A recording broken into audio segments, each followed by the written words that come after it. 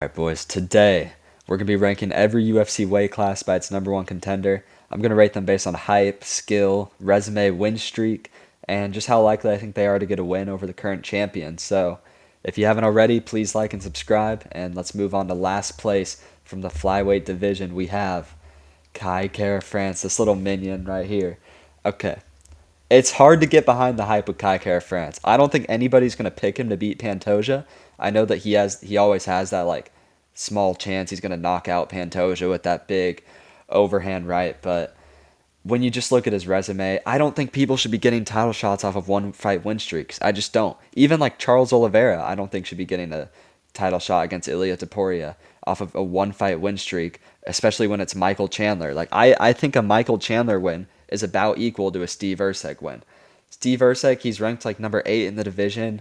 Kara France, he lost to Amir Albazi. He lost to Brandon Moreno. I think what the UFC should be doing is doing Manel Kopp versus Kai Kara France. The winner of that can get a title shot. Kai Kara France, he doesn't deserve it. He doesn't have a great record. He's on a one-fight win streak against the number 8 ranked contender. And he's already lost to Pantoja. They fought on the Contender Series, and Pantoja beat him. So there's no hype on this fight. Nobody really wants to see this. It doesn't do that much for Pantoja's legacy. And I don't think anybody's going to pick Kai Kara France to win. So I have him in last place as the worst contender in the UFC, or the worst number one contender in the UFC. I still think he has a chance. There's always a possibility he knocks out Pantoja.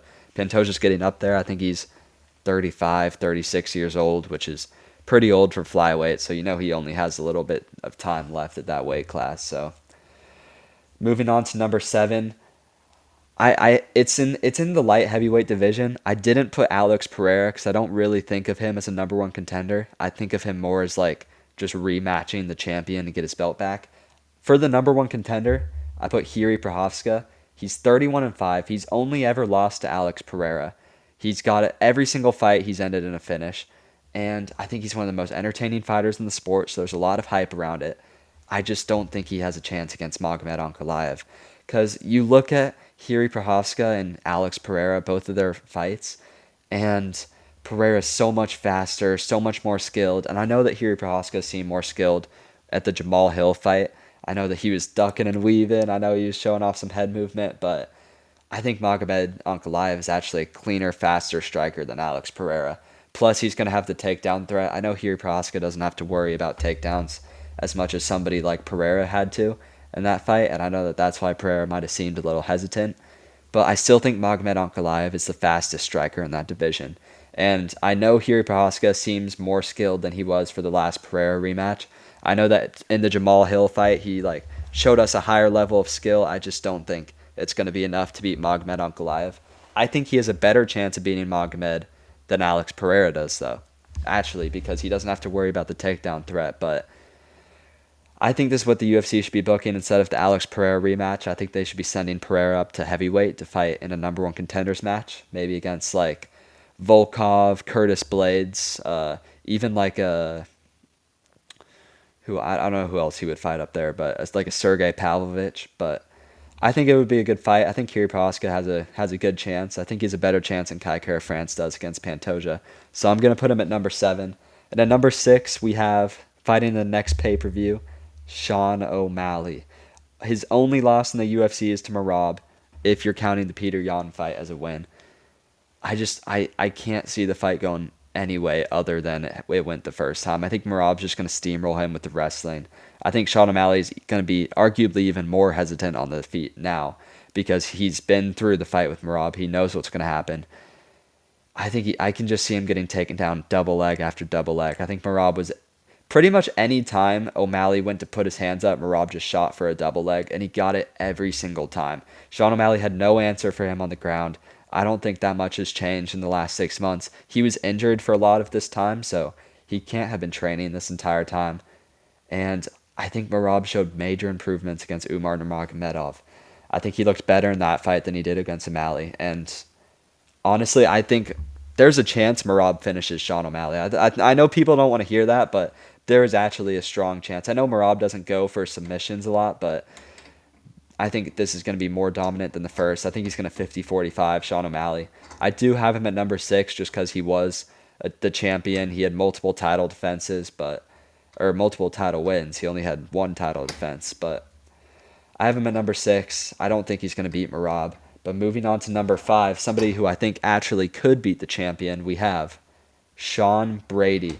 I don't have Shavkat as the number 1 contender. I also didn't put Islam up here because, again, I don't really think of him as a contender because he's not in the weight class. I know he's probably going to get the next title shot, but Sean Brady, he's leagues ahead of Shavkat. Okay, I don't want to hear what anybody else has to say. Shavkat was going to get a title shot off of beating a 40-year-old wonder boy in a smudge fest and then submitting him in the 3rd round in a boring performance. Then he fights Ian Gary, who is only ranked like number 9 in the division, and he wins a boring smudge fest decision against him. I think Shavkat's a boring fighter. I don't think he's that good. I think he would have lost to Bilal if that fight had happened. I think he would lose to a JDM. I think he would lose to a Joaquin Buckley. I think Shavkat is the most overrated fighter in the UFC right now. And I don't think he's as overrated as he was like 6 months ago or even a year ago, but I still think that people would pick Shavkat to beat a lot of these top guys, and I don't think he's top 3 worthy. I think he's a good addition to the top 5 at welterweight, but I don't think he's ever going to be champion. I don't think he can compete with, especially now that Islam's going to be in the weight class, I don't think he can compete with like an Islam or a Sean Brady in the wrestling. So I have Sean Brady as my number 1 contender, considering, I put that he submitted himself, but considering he's coming off that submission win over Leon Edwards, completely dominated Leon Edwards. I mean, even Bilal, who have we seen do something like that to Leon Edwards before? Nobody. Bilal, people say that was a dominant decision. That was like a 48-9, 48 decision. This was take him down, beat the crap out of him on the ground, and then submit him in the 3rd round. One of the most dominant performances of the year. I think it was the best performance of the year, actually, because I was picking Leon Edwards, if you guys remember. I thought people were overrating Sean Brady. They weren't giving Leon Edwards his credit because he lost to Bilal. I mean, this guy got knocked out by Bilal, so how good can he really be is what I was saying. But he showed major improvements since then. The only person he's lost to is Bilal Muhammad, who was just the champion. So I think Sean Brady has a good chance against JDM. I actually think he's a harder stylistic matchup for Islam Makhachev than JDM is. I think he's probably the best wrestler in the division right now. And I could see, he's big for the weight class. I could see him beating Islam. I could see him beating JDM. I could see him beating Shavkat easily. So I think I would pick him to beat Bilal in a rematch. But let's move on to number 4. Somebody who should be the number 1 contender. It pisses me off so much that the UFC is going to do Yair Rodriguez versus Volk 2. Because Yair does not deserve a title shot. He didn't deserve the title shot last time. They gave him an interim belt against Josh Emmett. He didn't deserve it. He won the fight. Fair enough. He beat Josh Emmett, okay? But everybody's beat Josh Emmett. Lerone Murphy just beat Josh Emmett. Yair Rodriguez, he's like 2-3 in his last 5. He literally lost to Volk. Then he got submitted by the guy that Volk beat. He got submitted by Brian Ortega. The same Brian Ortega who lost to Diego Lopez, who lost to Volk. Then he got a win over a 40-year-old person making their UFC debut from Bellator. Okay, Patricio Pitbull. He does not deserve a title shot. The only reason the UFC is going to give him one is because he's Mexican and the card is taking place in Guadalajara. Masvar Evelev clearly deserves it. He's 19-0. He's undefeated. He has a win over Diego Lopez, who just fought for the belt, a win over Arnold Allen, a win over Aljamain Sterling, who's a former champion, moved up to the weight class. He's without a doubt the clear number 1 cut contender. I think he's the hardest fight for Volkanovski at this weight class. And I don't think we should be wasting Volk's prime doing rematches with Yair Rodriguez that aren't going to help his legacy at all. A win over Masvar Evelev actually boosts his legacy. That's like a career-defining, better than the Yair Rodriguez fight. That's better than the Brian Ortega win. A win over Masvar Evelev would do numbers for Volk's legacy, but I think he has a solid chance against Volkanovski. I wouldn't pick him to beat Volk, but I think he beats everybody else in the division. I don't know. I think I might pick what's his name? The guy who just submitted Bryce Mitchell. Gene Silva. I would pick Gene Silva to beat him maybe, but I think that's a 50-50 fight to me. And I think he's the best contender in the division by far. So at number 3, somebody who I don't know if he's exactly a contender because I think of him as the champion. But we have Tom Aspinall at number 3. He's without a doubt the best heavyweight in the world right now. I think there's an argument that Francis Ngannou is, but I think if they were to fight right now, I would pick Tom Aspinall to win. I mean, he's basically the champion already. Jon Jones, he's only defended his belt once. He's the longest reigning heavyweight champion in history. He only defended his belt once, and it was against like a 42-year-old Stipe Miocic. Tom Aspinall is by far, he beat Marcin Tybura, Sergey Pavlovich, Curtis Blades, all of them by knockout. He is the shortest average fight time in UFC history, which is crazy for a heavyweight specifically. He's a heavyweight. He fights at 250 pounds, and he moves like he's a lightweight. This guy's faster than Justin Gaethje. Okay, I'm just gonna say it.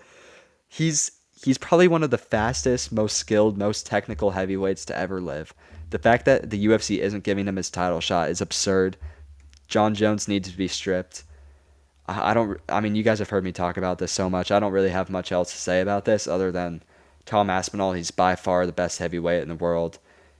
I already think of him as a champion, and let's move on to number 2. I don't know if you could technically say he's the number 1 contender because the lightweight belt Islam vacated the lightweight belt, so Charles and Ilia are going to fight. So I just took Charles and Ilia out of the equation. I said, who's the number 1 contender after that fight? Arman Tsarukyan, okay? Beat Charles Oliveira. He should be fighting for the belt right now. It should be Ilia Topuria versus Arman Tsarukyan for the lightweight belt. But he also beat Beneil Dariush. He beat Joaquin Silva.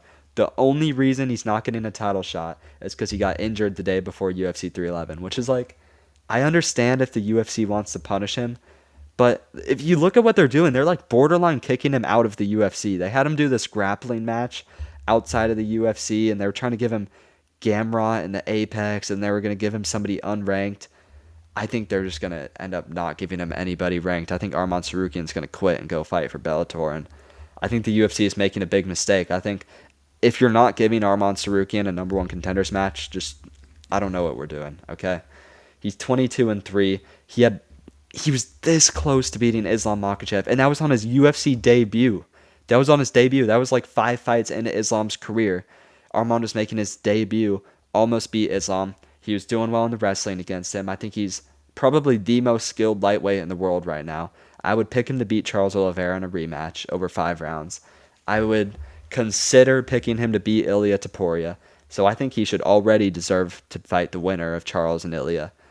And at the very least, he needs a number 1 contenders match against maybe the winner of Max and Dustin if Dustin doesn't retire, or even just like a Dan Hooker win. Somebody in like the top 7 that if he wins, the UFC will say, okay, we'll give him his title shot.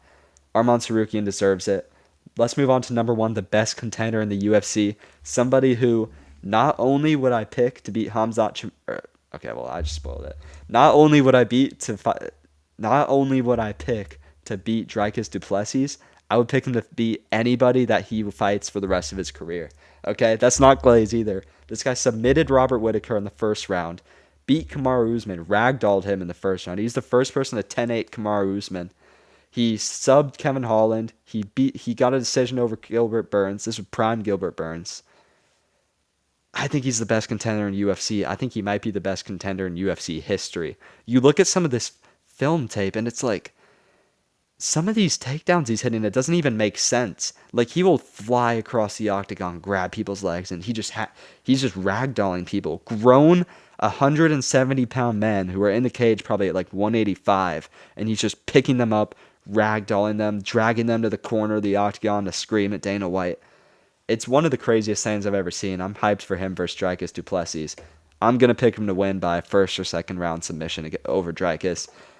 The craziest thing is that everybody I see, like MMA Guru, I think Bedtime MMA did, but Lucas Tracy definitely did, they're all picking Dricus to win that fight, which I think is insane.